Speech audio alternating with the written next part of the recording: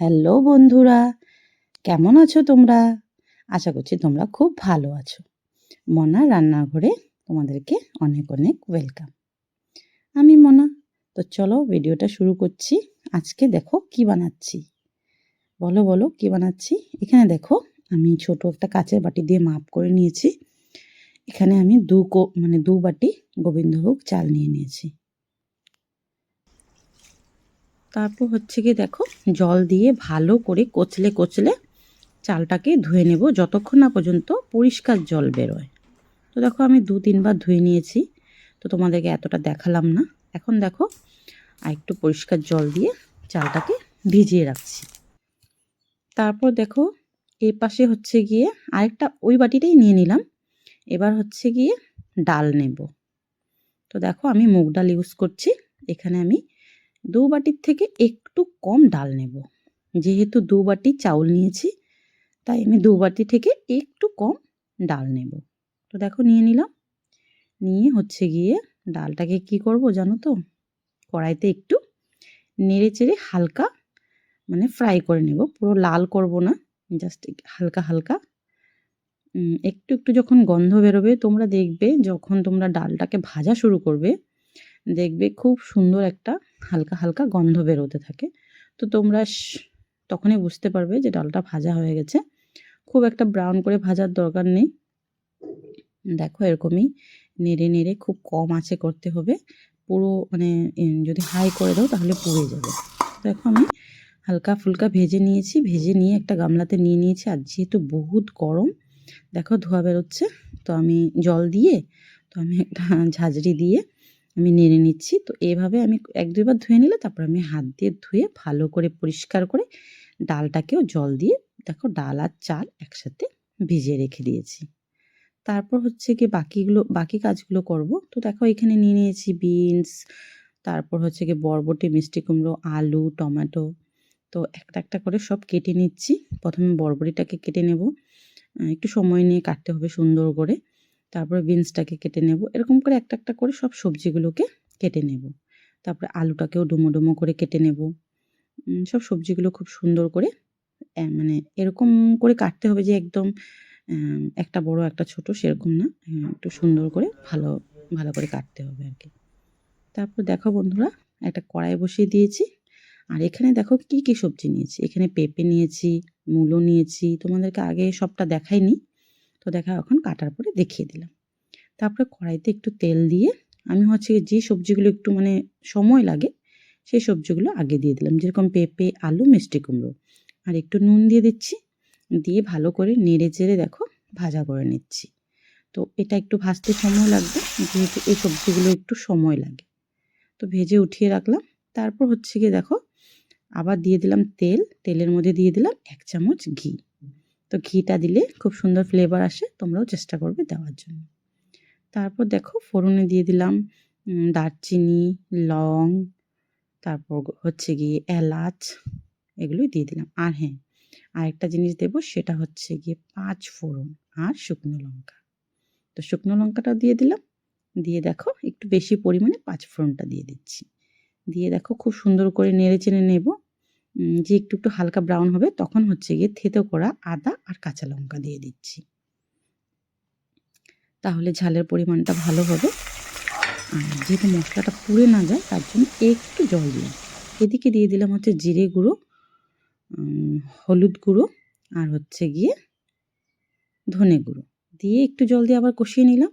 তারপর যে হালকা ফুলকা সবজিগুলো ছিল, যেমন বিনস, তারপর হচ্ছে গিয়ে বরবটি, টমেটো, তারপরে হচ্ছে গিয়ে আরেকটা কি সবজি দিলাম, সব এগুলো দিয়ে ভালো করে কষিয়ে নিচ্ছি। খুব সুন্দর করে ওগুলোকে কষিয়ে নেব। তারপর দেখো যে ধুয়ে রেখেছিলাম চালটা, সেটাকে দিয়ে দিলাম। জলটা ফেলে তারপর চালটা দিয়ে দিলাম।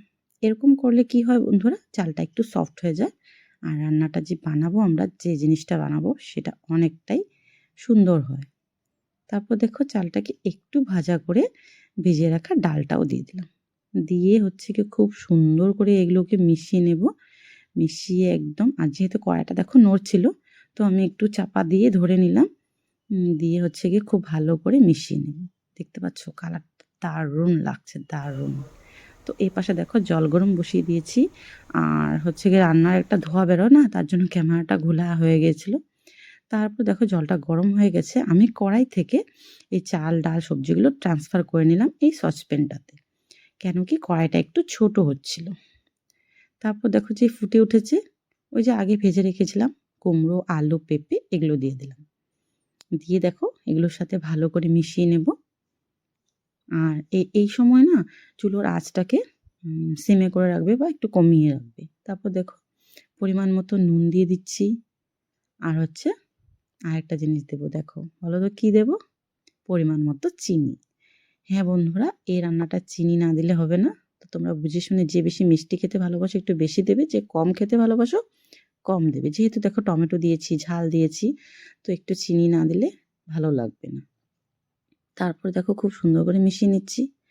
এই পাশে একটা ছোট্ট, এটাকে তারকা প্যান বলতে পারো, তারকা প্যানই বলে, এটার মধ্যে আমি একটু হালকা বাদামকে রোস্ট করে নিয়েছি, তেল ছাড়াই করেছি।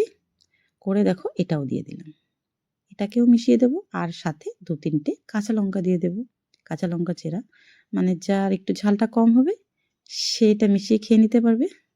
তারপর হচ্ছে গিয়ে ওই তারকা প্যানটার মধ্যেই দিয়ে দিলাম তেল, দিয়ে দিলাম একটু ঘি, কাজু কিশমিশ একটু লাল করে ভেজে নেব। আর হ্যাঁ বন্ধুরা, তোমরা একটু হালকা করে ভাজবে, আমার স্টিমটা একটু বেশি হয়ে গিয়েছিলো, তো কিশমিশটা একটু কালোই হয়ে গেছে, তো তোমরা একটু হালকা করে ভেজে নেবে।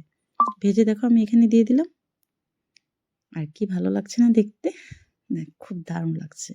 তো তোমরা বুঝতেই পারলে আমি কি রান্না করছি। হ্যাঁ বন্ধুরা, মিক্স ভেজ খিচুড়ি। তারপর দেখো বন্ধুরা আবার দিয়ে দিলাম তেল, তেলে দিয়ে দিলাম কাশ্মীরি লঙ্কার গুঁড়ো, গরম মশলা গুঁড়ো দিয়ে আমি গ্যাসটা অফ করে দিয়েছিলাম তেলটা গরম হওয়ার পরে, না হলে এগুলো পুড়ে যাবে। তারপর এটা দিয়ে দিলাম খিচুড়ির মধ্যে, তো একটা খুব সুন্দর কালার চলে আসলো, দেখো অনেক ভালো লাগছে দেখতে।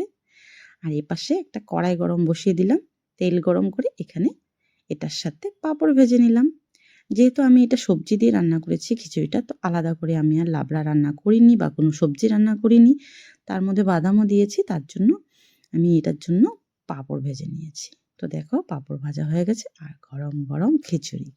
এই রান্নাটা আমি রাতে করেছিলাম, তো রাতের জন্য এই রান্নাটা অনেকটাই বেস্ট, বা কোনো পুজোর জন্য বেস্ট।